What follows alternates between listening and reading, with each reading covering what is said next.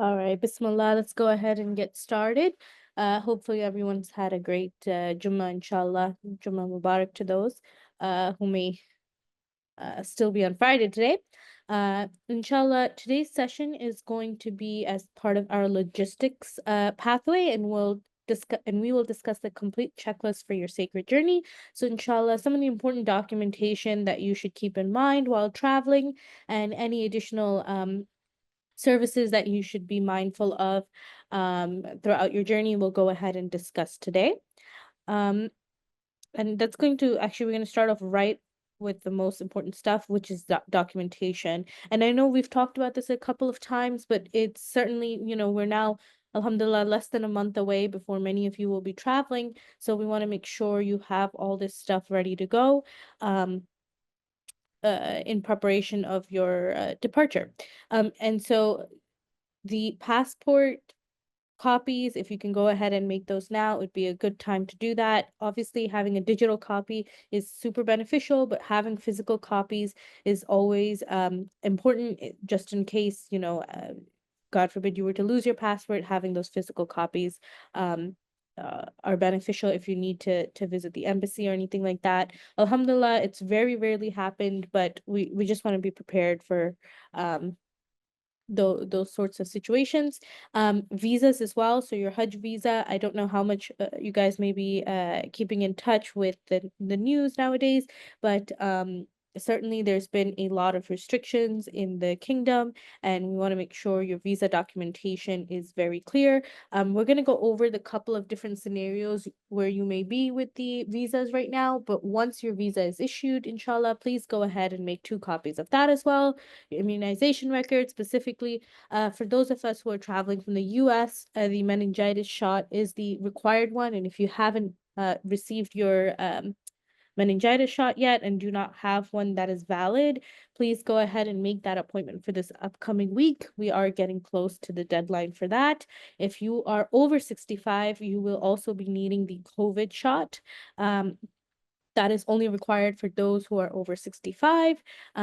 In addition, those of you who may have any sort of medical conditions that any health personnel should be aware of, filling out a medical card, whether that be digitally, a lot of the phones have that emergency option available, or having it physically on you in your wallet. We certainly recommend you keep a copy of that. Inshallah, your flight itineraries, I'll go a little bit more into detail in that in a bit too. But it's good to keep a physical copy of that, especially if you have any secondary domestic tickets that you need to purchase or have purchased. The emergency contact card is something that we'll send you a digital version of, and that we ask that you fill out. Really, it's for our staff to have in addition to your personal contact information, especially for those of you who may be traveling alone. Or I know a lot of times we'll be in communication with family members of yours. So it's good for us to have that information just in case there's any scenario that we can also touch base with anybody in the US who may be able to um, coordinate any sort of emergency situation. And then, of course, we always recommend keeping the NAF contact information, which we've shared a couple of times. I think everyone has the call center number at this point. I've shared our Saudi based number as well, and inshallah, we'll do that again at the end here. Excuse me, but it's really, beneficial to not only keep that saved in your phone, but if you want to have that written out somewhere, so that if you need to contact, if God forbid, phones tend to lose battery, you'll be in Mina for a couple of days. It's good to have all this information physically written out as well, so that you're not reliant on your electronic devices. So, jumping into the most important documents that I know a lot of us are still waiting on, are in different scenarios with. Visas are still in the process of being issued, so don't worry too much if your visa hasn't been issued yet. You can check the progress of your visa now directly on your Nusuk account, actually. I have the information here up on screen for the MOFA website, which is the Ministry of Foreign Affairs. And while you can look up your visa over here, Nusuk has actually integrated this into their platform this year, which is great. So if you log into your account and go to the My Profile page, you're able to go ahead and check the status of your visa. Um, Now, if God forbid you're in a scenario where your visa has any inaccurate information, like if the name doesn't match your passport, or if the date of birth is wrong, or if the passport number is wrong, if anything on your visa is incorrect, you can immediately contact Nusuk. They're the ones who are going to actually have to send it over to MOFA to get corrected. But suggest if you'd like to get us involved, we're happy to get involved and try to escalate it from Mitra al-Khair or Al-Raji's side as well. Unfortunately, sometimes small mistakes happen, but we want to make sure we get those corrected with the ministry in advance of you traveling so that you don't have any issues upon landing in the kingdom and going through immigration. And we try our best, like we go through each visa and try to double check for any errors. That's why one of the reasons we ask for your passport information, actually. So we sit there and, compare the information on the visa that's been issued to the passport to make sure everything is accurate. But of course, when you're looking at several hundred passports versus you're just looking at your one passport, it's easier to make sure we don't miss anything. So if you do see anything on your issued passport that seems inaccurate, please feel free to give the help desk a call or send them a text with the visa copy so that we can confirm if anything is if anything needs to be changed, essentially. So there's a couple of situations, right, that you could be in right now. One is that your just visa hasn't been issued yet. There's still plenty of time. Don't be worried if you're in this situation. We will let you know when timeline becomes a concern, right? Even last year, the year before that, there were visas being issued like 72 hours before people were flying out. And we were coordinating and making sure that people had their visas before they departed the US. So don't stress too much, inshallah. It'll happen. It's just, of course, the Ministry of Foreign Affairs has to issue every single Haji's visa, so it takes time. Um, the second situation is the one that I just previously mentioned, which is that there is any wrong information on the passport. And so, again, like we've mentioned, Nusuk is the primary contact for this. Um, we just ask that you give us a copy of that information too, and a copy of the communication as well, so that if we need to intervene on your behalf and basically escalate to the service provider, that we can show that you already contacted Nusuk, right? And the reason why we do that is the first thing that'll happen if I reach out to Dral Khair or Al Raji is like they'll ask, did the Haji reach out to Nusuk? So definitely keep us up to date, and we want to be part of that process with you and make sure that you're set to go. But the first point of contact is going to be Nusuk. Situation C, this is rare, but it does happen. Your visa was rejected for any reason. Usually this is going to be related to the Ministry of Foreign Affairs, and there'll be an additional attempt to issue the visa. Last year we had a couple cases like this, and everyone was issued the second time around. So we don't see there to, we don't foresee there to be any major issues with this. But if you've had several attempts and are still somehow not receiving your visa, you can go ahead and contact us, and inshallah, we'll try to see if we can figure out what's going on there. But if it's just been rejected once, give it a couple of days. They'll try to issue it again, and inshallah, for most folks, the second time around, it does go ahead and get accepted or issued rather.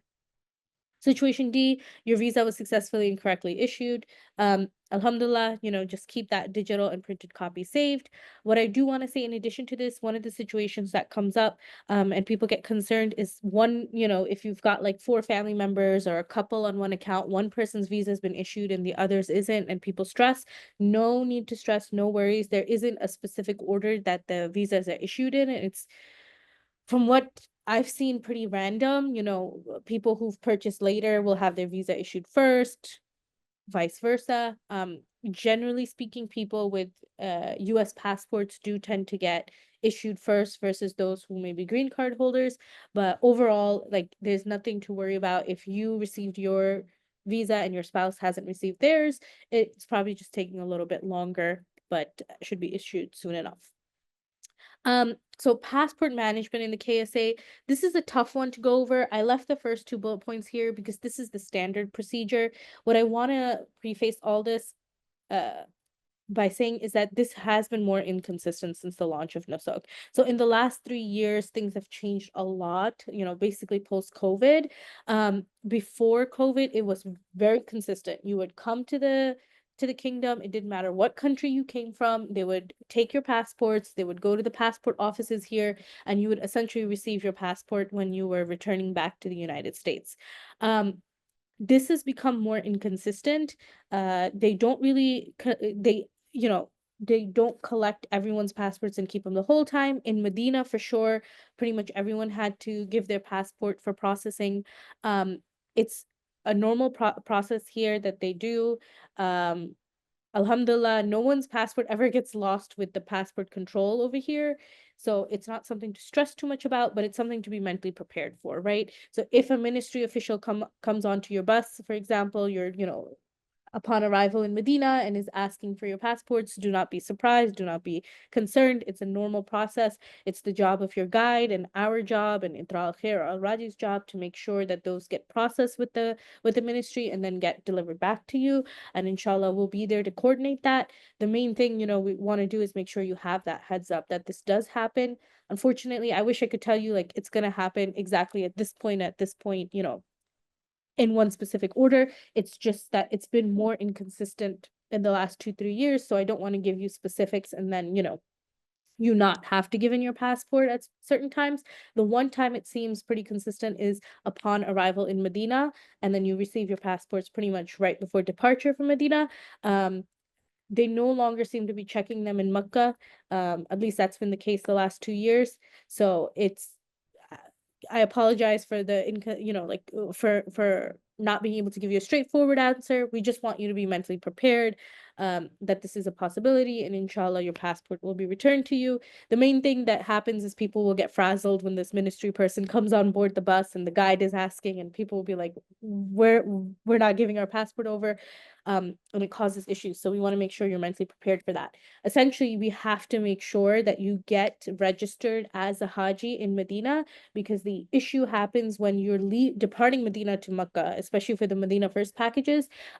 They'll board the buses and there has to be like a manifest of passengers. And if you haven't submitted your passport and gotten processed, you won't be on that manifest. So it's super, super important that we follow these, like the local guidelines of what the kingdom is telling us to do. And inshallah, we'll have a smooth travel experience if we go ahead and follow those instructions. Excuse me. Immunization records. I know people ask a lot about this. And so I went ahead and just put a screenshot of the exact vaccine. Feel free to go ahead and take a screenshot. Or if you need the exact language for this, if you shoot a message to the call center number, Brother Abdullah always, copies and pastes this information for you to send over to your pharmacy or your primary care doctor. But basically, the meningitis vaccine is the only required vaccination for US residents. The COVID vaccine is required for those over 65. Under 65, it's recommended. Flu vaccine is recommended. It's not required at all.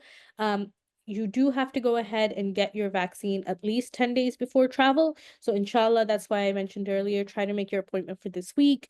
It's pretty widely available in pharmacies. The pharmacies and stores like Walmart or CVS, Rite Aid, your primary care doctor should have the meningitis shot. So it's pretty readily available. Sometimes this specific version needs to be ordered. So it's good to, when you make your appointment, to go ahead and let them know specifically what you're looking for.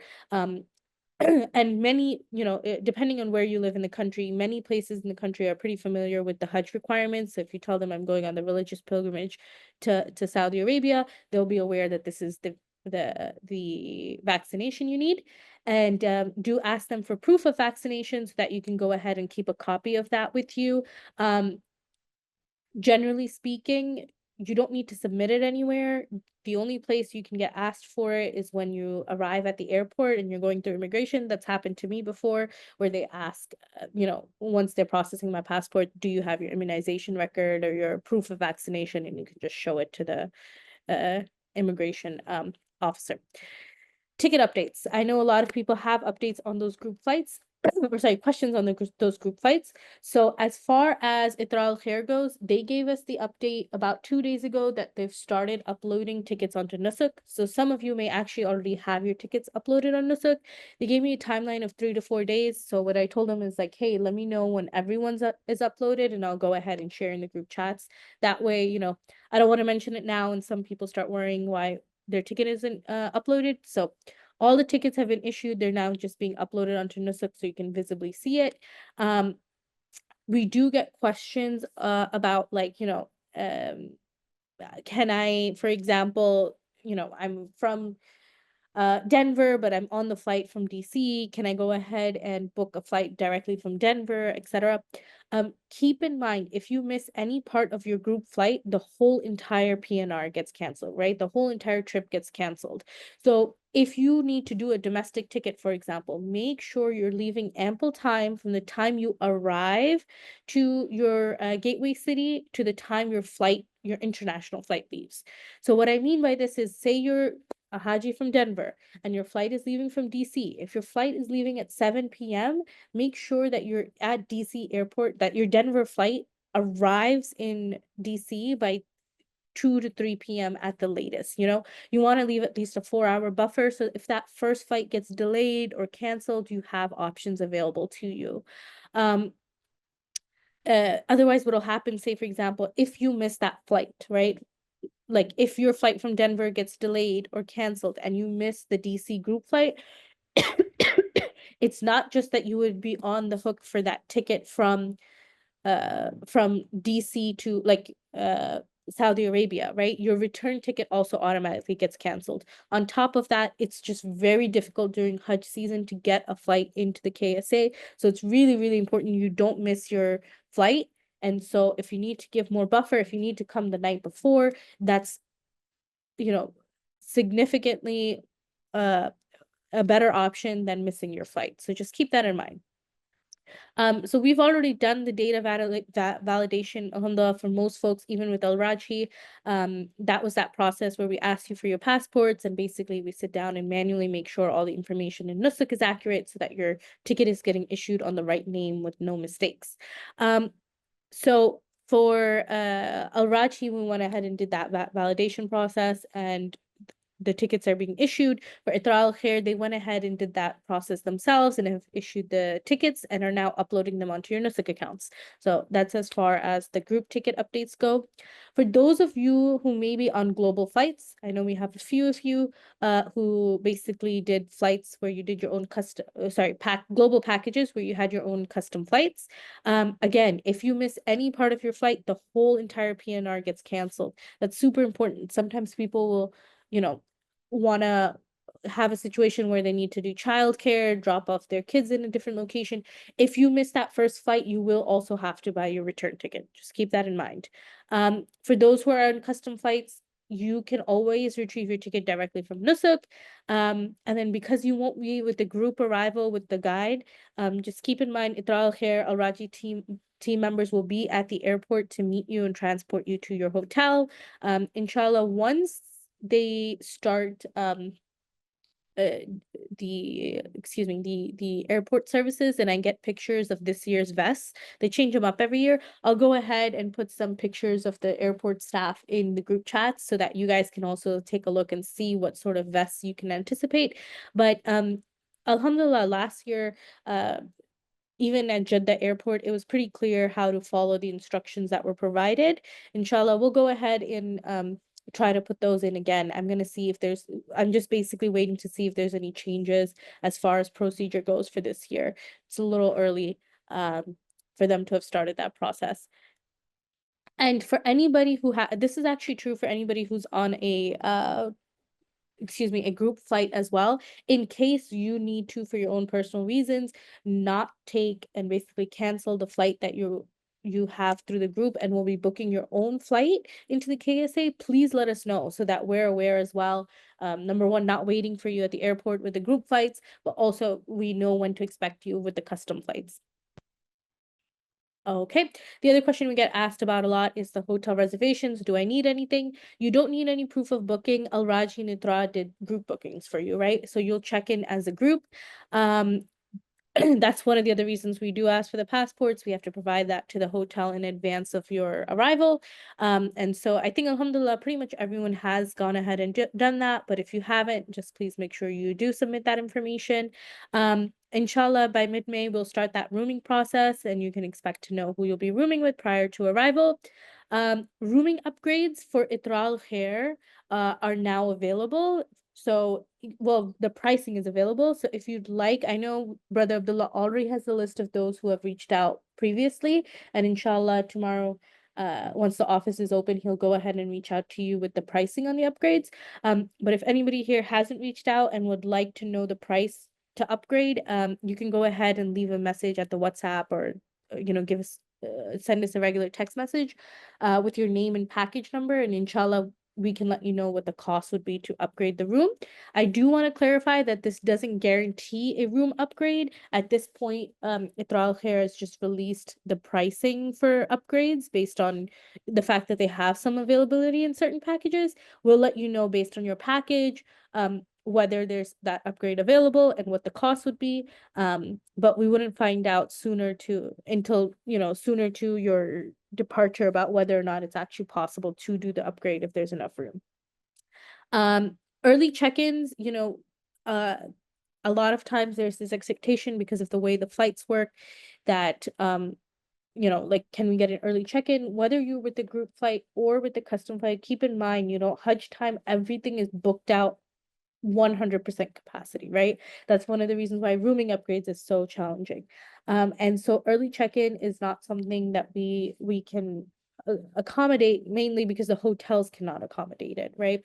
And one thing to keep in mind is that check-in time in the KSA tends to be different than in the US. We do talk about this, pre-sales too, to try to set those expectations, but even outside of Ramadan and Hajj, which are the busy seasons here in the KSA, average room check-in time is like 4 p.m. I would say during Ramadan, during Hajj, it's very easy for this process to get delayed till 6, 7 p.m. because of the fact that, again, everyone is leaving in groups. You'll see when we leave our hotels, right, will be several hundred people. And so checking out several hundred people, getting those rooms cleaned, and then checking in several hundred people takes time. So just inshallah, be mentally prepared for that. And, your guide will be there every step of the way, and be with you in these places. But it's just good to kind of keep these notes in mind, especially when planning out your itinerary. Alhamdulillah, most of our packages are Medina first. And so the good thing is you won't be in ihram upon landing. One of the things that we suggest to people and we tell people, and alhamdulillah, the scholars talk about this a lot too, is like utilize this time to go ahead, just leave your stuff and see if you want to go into Haram, pray, and rest a little if your flight arrives a little earlier, right? For those of you who are arriving direct to Mecca and on a Mecca first package, you'll be in Ihram. So if you're arriving in the morning and your of course room won't be ready until later in the day, inshallah, you can leave your stuff. There's restrooms available in all the hotel lobbies. You can freshen up and then inshallah do your Umrah. So that way by the time you're back, your check-in time is available. Okay, so additional services. I know we get a lot of questions about the Adahi, Hadi, or Qurbani. So inshallah, that option is now available on the Adahi website. If you wanted to do it in advance of landing in the KSA, you can now do it on the website, and inshallah, I'll go ahead and show that process in a few. Excuse me. You'll go ahead and have that option essentially to just click on Hadi, and you'll be able to go ahead and check out with your sacrifice. There's also something you'll see that'll say like udhiya. This is basically the sacrifice that we do normally for Eid. Of course, you're on Hajj, so this isn't required, but people ask about it, so I'm just clarifying that that's what that option is on the website. And most of us will not be performing Hajj Ifrad, will be performing Hajj Tamattu. But if you are for some reason performing Hajj Ifrad, just keep in mind that you are not obligated to sacrifice an animal. Okay, Ihram. So Ihram is going to be provided for men and Khimar for women. Khimar is essentially, for those who may not be familiar, a very, I would say, long hijab. This will be provided for Makkah first packages at the airport. Your guide will have it, inshallah. And for those who are in Medina first packages, you'll receive it at your Medina hotel.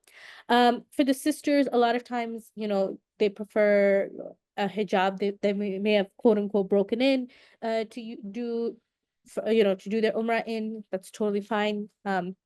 if you go ahead and take a look at, we've had several sessions dedicated to sisters Ihram and sisters Hajj. So you can certainly watch those to get a little bit more information on the guidelines. For the brothers, you will be in Ihram, of course, for quite a few days. And so many of you may want to consider purchasing a secondary Ihram, right? So one will be provided to you. But for most folks, I think you would prefer to at least have two, at least from the brothers that I speak to who've done Hajj, they say they recommend at least having two. And so for those of you who are on a Medina first package, it's pretty easy to pick one up in Medina, and fairly cost effective. The Makkah first packages, you may want to consider purchasing one from the US. But you will also, of course, Ihram is readily available in Makkah as well. Okay, so the international phone plans, you have a couple of options when it comes to your phone situation. Of course, we would strongly suggest you have a plan for at least one form of communication, especially because a lot of the communication you'll have with our team on the ground is going to be WhatsApp based. So with that, there's a couple of options. Some of you may have a US based like an international package basically offered by your US based provider. So definitely take a look at the offers provided by your service provider company to see if they have anything that works for the KSA, right? So for example, I'll just talk from personal experience. I have T-Mobile. T-Mobile has an international plan. It works very well for me. I'm very happy with it. If you happen to have T-Mobile, I'd say it's a sufficient option to take their 10-day data package or 15-day, whatever number of days you are. I think you either have to do 10 days or 30, so you'll have to take a look and see. And that uses a local, a local partners up with this local brand called STC, and I use that SIM pretty much without any issues. Of course, the signals in Mina and stuff like that are limited, but that's going to be limited even with the KSA based providers. So just something to keep in mind. The other option is to purchase a Saudi SIM, which can obviously be more reliable on the ground. With this, there's two options, right? One is to pre-purchase an eSIM online. This is an option that I do not have personal experience with. So I will say do your own research on it. I've done a little bit of research this year and I've seen some reviews that look solid. There seems to be a lot of different companies, so I didn't want to go ahead and suggest one since I haven't used it. But this option allows you to basically put an electronics, get an eSIM before your arrival in the KSA. So that's one option you can look at, and it'll give you a Saudi SIM to use while you're here. The other thing to keep in mind is that there are, of course, local KSA providers that when you land here and you're in Medina or Makkah, you can go to a branch and purchase a SIM to use for your trip. And the main ones here are, Zain, Mobily, and STC. All of them are fine. I use STC Mobily pretty interchangeably, and pretty much the spots where they're going to black out are going to be the same for all of them, and then they work in all the spots that they'll work. So, and with those, their Hajj is a pretty big event here, right? There's over 1 million people. They have specific packages meant for Hajis that you're able to pick up and have. And really, you don't need too many minutes or stuff like that. You just need data. Most of your communication would be over data anyways. But just, really the point of bringing this up is if you haven't considered it already, this is something you should be considering and kind of weighing your options and figuring out what the best option is for you, inshallah. Rauda appointments, super important. Okay, so for those who may not be familiar, since the start of COVID, you now have to make an appointment to enter the Rauda, and this is in Masjid al-Nabwi, right? Now, this isn't a required part of your Hajj, right? So I do want to clarify that if this is an optional thing that people love to do for a lot of different reasons, and Alhamdulillah, the sheikhs have gone into quite a bit of detail about the blessings of Medina, and inshallah, I will, refer you to their lectures on this topic that are already up on our channel, our YouTube channel, for the details of that. But I do want to take a moment to talk about the technical aspect of this, right? So the service providers do attempt to make group appointments. One of the things to keep in mind is, of course, everyone who's going on Hajj is trying to get a Rhoda appointment, and so the system is overwhelmed. Um, the group appointments, there is restrictions on how they're able to do it, and the shortest, simplest way for me to put this is because the packages that come from the US tend to only have 2 or 3 days in Medina, our time frame is short and it's very difficult to get the group appointments in that short window. And so while there may be some availabilities for the groups, right now there is the option to do an individual Rauda appointment booking on the Nusuk app. So we are strongly suggesting everyone to make an individual booking so that you have that, right? If the group option becomes available, Alhamdulillah, we'll have that option for those who may unfortunately not be able to get an individual appointment or as a backup, essentially. But in order to try to make sure everyone gets an appointment in the Roda, what we strongly recommend is right now it's open, at least for those of you who are on a Medina first package. It hasn't opened for Zulhijjah yet. So for those of you who are going Makkah first, you won't be able to get your booking just yet.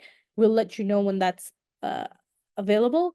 Um, but basically, make your appointment on an individual basis so that you're guaranteed a spot. And inshallah, we'll talk a little bit more about like what that experience looks like, because certainly there's challenges with it on the ground as well. And we want to make sure that everyone gets that option. But as far as booking that individual Rhoda appointment, it's an app on your phone. It's also called Nusuk, but it's different than Nusuk Hajj, which is the platform that you purchase your Hajj package on, right? It's available on Android, it's available on Apple. You'll have to create an account. And it's not a family account. Every single individual needs their own account. So if you're a family of four, you have to have four separate accounts. Women have specific times, men have specific times. Inshallah, if you need any assistance with this, alhamdulillah, we've been helping people out the last couple of days. Feel free to shoot a message. The offices is closed on Fridays, but inshallah, Brother Abdullah will be here 11 a.m. New York time tomorrow morning, and so he'll be able to assist people throughout the weekend with this process. But basically, if you're on a Medina First package, you can go ahead and book your appointment now. And so we'd strongly recommend going ahead and doing so. One of the troubleshooting steps that I would recommend, if you're not able to see up until the 31st of May, try to put the calendar in the Hijri calendar. So I booked an appointment for myself just to see how the process was. And I'm gonna try to see if I can share my screen from my phone, because this is important enough that I feel like a live demonstration is helpful. Excuse me. Hold on, let me see if there's any. Okay, yeah, this was the last slide. Inshallah, for those who may need that number and stuff, I'm gonna leave this slide up, and then just give me a few moments, please. I want to go ahead and try to share my screen. Oh, and actually, while I was doing this, I was looking at the. Okay, perfect. Sorry, I'm just trying to go ahead and um join the session from my phone so I can share my screen. Unfortunately, this is only available as an app, and so I have to do it on the phone. But I think if you can bear with me, it's worth going through because this app is super helpful and I can inshallah share some more features on it. And actually, I think what we'll do is, because this is important enough, maybe this weekend we can do, inshallah, a quick 20-minute, 30-minute Zoom tutorial of just walking through the Nusuk app and how to set it up, because I know people have been having some trouble with that. Okay. So inshallah, hopefully you guys can see my screen here. This is the Nusuk app for your phone, right? You'll have to go ahead and input your information to create an account. And like I mentioned, inshallah, what I'll try to go ahead and do is do a quick session later sometime this weekend on how to create your Nusuk account. But making your Rauda appointment is pretty easy. You can go ahead and click here. Since I have, one that's set up for a sister. It'll show for women. Women's and men's time are different, so that's something to keep in mind, of course. And you'll see that I can go ahead and see my booking that I had already created. Let me see if I can cancel this and try to do another one right now. Okay, so that's canceled. Let's try again.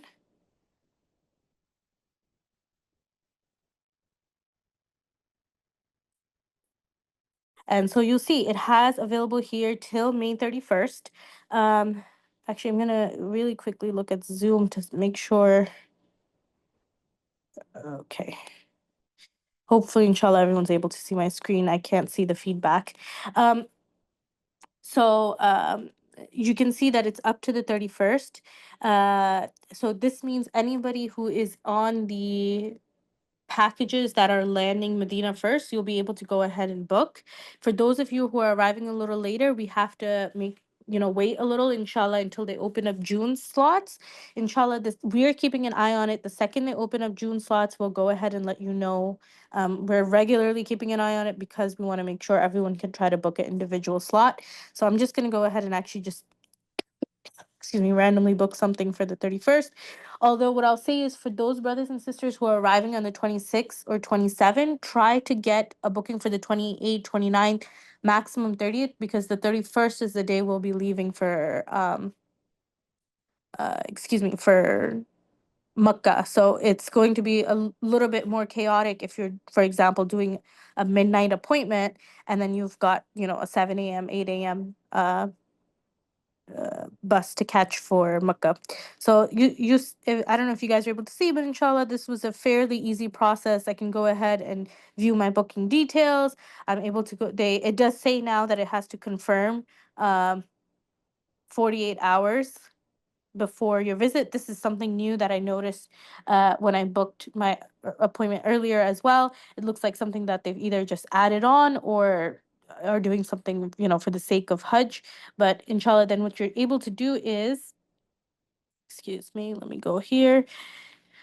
If you go to, where are the permits?